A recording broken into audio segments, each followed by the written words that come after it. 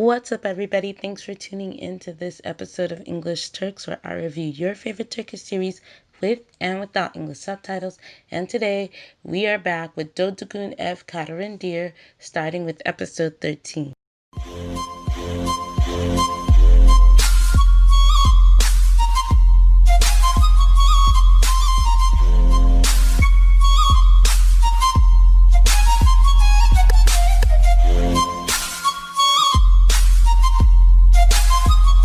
Alright guys, it's so good to have Dogdugun F. Kaderindir back on the screens, and we are at it with season 2. The show is still good, guys. I just watched it and it's awesome. So let's walk through this episode because it opened a lot of doors, this one. We got to see some things that we didn't get to see in the first season. So starting off with the whole way that this entire show opened, it opened with Zeynep speaking to someone about her life. And we didn't have any clear details as to what that life, who she was speaking to. And in this season, we opened up with with us seeing who she's actually talking to, which is a psychiatrist. And the cool thing about this psychiatrist is this psychiatrist actually has her very own show. And to be honest, I almost started watching the show. The only reason why I didn't start watching it was because Dogdugun was coming on air. But I didn't know that it was going to be the same therapist. I didn't know it was going to, the same psychiatrist. I had no idea. If I had known, maybe I would have went ahead and watched it anyway. But I didn't want to get, caught up in another, deep show just like Dogdugun when I knew I was going to watch Dogdugun. So anyway, we're finally introduced to Zeynep's psychiatrist, and it's a great opener because what they did was they used that opportunity for Zeynep to tell her story and go in from the point that she married Mehdi all the way up to now. And so upon leaving the psychiatrist appointment, she is getting ready for an interview so that she can work for a law office that she really wants to work for. Mehdi ends up taking her to that interview and talking to her outside, giving her encouragement. And prior to them leaving for that interview, they're seen, just being the loving couple that we saw them at the end of season 1. And we also see Banal. Banal is in the house, and we get to see that now. It's shown to us that at least a month has passed since the graduation. So she's graduated for a month. She found out that her mother was getting a divorce, and her other mother, I should say, has disappeared for a whole month. And, things have just been progressing. So they go to the interview. He leaves her there, and she goes in and she wants to meet with, I guess, the person who's in charge. But it seems like that person doesn't want to meet her. And they put the question on our minds, in her mind, as who is this person? Who is this boss that is so busy, doesn't have any time to meet her? Now, remember that they had the adoptive daughter. They have their adoptive daughter, and she is starting school on the same day. Apparently, she runs away from school because the kids are teasing her. They know her from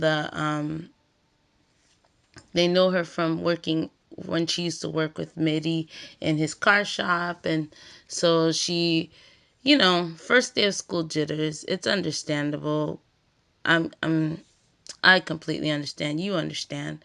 So she runs away, and Mehdi comes and, gives her comfort and allows her to come back to the shop. Oh yeah, Kibrit, that's her name. So he allows her to come back to the shop, and then Zeynep, upon leaving her first day of the interview, goes to the shop, and they hide Kibrit under a car, and he's all nervous. It was cute and it was funny. And then they leave the shop, I mean, they encourage her to leave the shop by him saying he had a lot of work to do. And then he's like, okay, we're not going to say nothing to her, just yet. So Zainab ends up going home, and they're still going through all this stuff in the house. We hear nothing about her dad. So who knows if he's going to actually be part of season one? I mean, of season two, we don't know. I'm sure he'll be introduced somewhere later on. And also, the other person missing is Mehdi's mom. I can't remember where she is. Didn't she go somewhere for treatment or something? I don't know. But she's also was not introduced in this episode. And based on what Mujke is saying, she's not at the house at all. Benal is under a lot of pressure because people don't believe that the guy is actually bothering her. And she's getting all these calls and stuff, but no one's believing. I don't understand. If they're going to make her keep the phone, then why doesn't Mehdi just keep the phone? Why is Benal using the phone? It's not like anybody else is calling her. And if he's harassing her on that phone, why didn't they just get her another phone so that she can have a phone that he's not connected to? And then Mehdi could keep the phone that he's calling from. Wouldn't that make sense? Anyway, I digress. So, the only person that actually has Benal's back is Mujke, and Mujke is really nasty. She's still nasty. She was nasty in season one. She's nasty in season two because she is basically still encouraging Benal. She's telling Benal to use the baby to her advantage so she can get closer to Mehdi.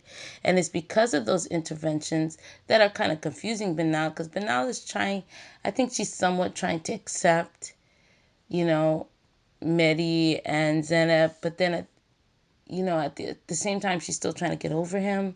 And, she was just happy with the fact that she was living in the house with Mehdi, but with Mushka's intervention, it just makes it so much harder for her. And obviously, it's making it bad for her and making it bad for Zeynep at the same time. And the only person that's really got Zeynep's back in that situation itself is her mother. So that's the one time I can vouch for her mom and say, you know what? You go defend your kid. You need to. So anyway, the next day comes. Zeynep goes back to the interview. Still doesn't have an opportunity to meet the boss, but he asks her, why did you become a lawyer? And so she has to write out what was her purpose of becoming a lawyer. I'm trying to figure out who this boss could be. It has to be someone that maybe knows her because they're putting so much emphasis on it. So she ends up doing this whole interview again, and then she gets a letter that will say if she is or isn't going to get the job. She leaves, and it's obvious that she does read the letter, but I guess she must have read it by her brother's grave. They don't really show that part, but it shows her telling her brother that she's become a lawyer. Then she calls her other mother. She calls her real mom, tells her real mom, then calls her other mom, tells her other mom, and kind of hears stuff going on in the background. So she's questioning, where is her mom and all of that stuff. And then basically the entire family finds out that she gets the job. And on top of that, so now she has a job. She's excited. She's happy. Of course, Mehdi's happy. Mehdi's dealing with his own things. And they get a call. Now she gets the call, but apparently he picks up the phone, finds out that the mom is actually not on vacation, but living in poverty and doesn't want her daughter to know. Of course, Mehdi, being the honorable person that he is not going to just leave her there. So he takes her back with him to the house. But upon rushing out of the house, Benal thinks that he's going after the guy that's bothering her. And so she's trying to stop him, but she's too much in his face. If I was Zeynep and I saw that, I'd be like, yo, back up. I would have done the same thing. I mean, you can only push a girl so far. But she ends up yelling at Benal, and Benal ends up leaving the house. And nobody thought in the moment of her running away to go after her. Why didn't Mujke just go after her and stop her? Mujke is like, what could I do to stop her? Seriously? You couldn't go out there and run after her before she got so far away? But no, they waited till she got super far. So because they waited, now nobody knows where she is.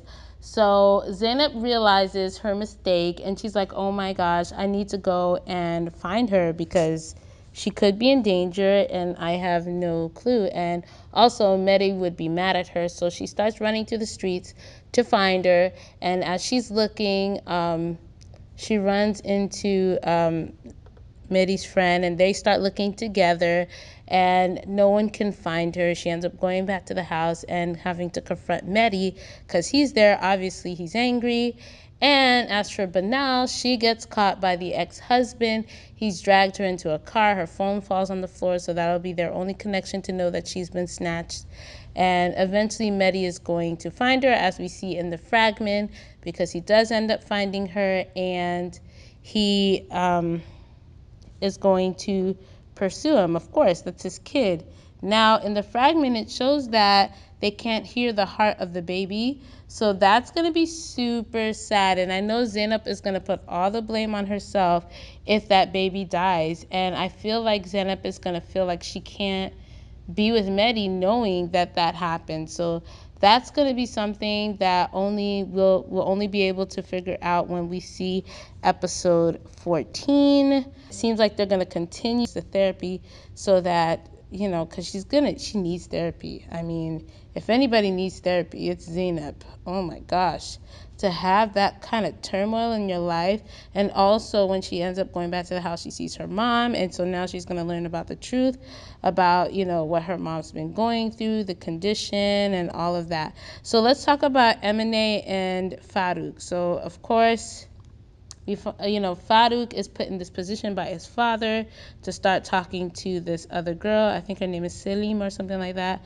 So he wants them to be together, but Farouk wants to be with Emine, or at least he thinks he wants to be with Emine. I was kind of disappointed in Farouk because, okay, so when we first see Emine again, she's like living the luxury life. She's getting her nails personally done. She's spending his card with no problem now. She's trying to be that rich person.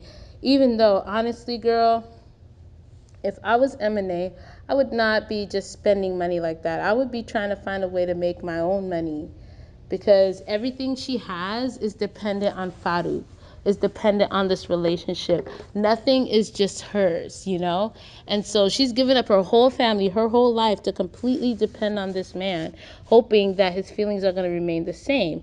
Now, Farouk, I mean, when we left the last season, he seemed like he was like dead serious about Emine and he was not going to change his mind. But now, as we are introduced to this new character, it seems like he's going to go for it. I mean, he didn't even say no or anything. He was just like, okay, he's like, what do you think about that? He looked like he was okay with it. He's like, yeah, let's do this. And she's like, maybe it didn't start off romantically, but hopefully things will turn out good for us. And Emine sees this and freaks out. And she actually walks, I don't know if I could do it, but she did. She walked straight up in his face. Because if it was me, I might not have done that. I would probably pretend like I don't know, get the place that he's saying, and I would say, put my name on it, because pay it cash, so that I can have this place when you leave me. I would do something like that. But no, she confronts him, and he's not negating anything. He's not denying anything. He is just, I don't know, he's just taking all the flack. So we'll see what happens in the next episode because they basically left us on a cliffhanger when it comes to their situation. So the episode was really good. It was a great introduction into a new season, and it was cool having them intertwine another show together with Dogdugun and kind of introduce people into this other show, which I heard that show is like really popular. People are watching it, which is another reason why I almost watched it. But I thought it would be just too much to take on so much. And I think it's called Kirmiza Oda. And it's basically revolving around this therapist. So maybe you guys might want to check that show out and see if you like it. Who knows? But I will talk to you guys in the next episode.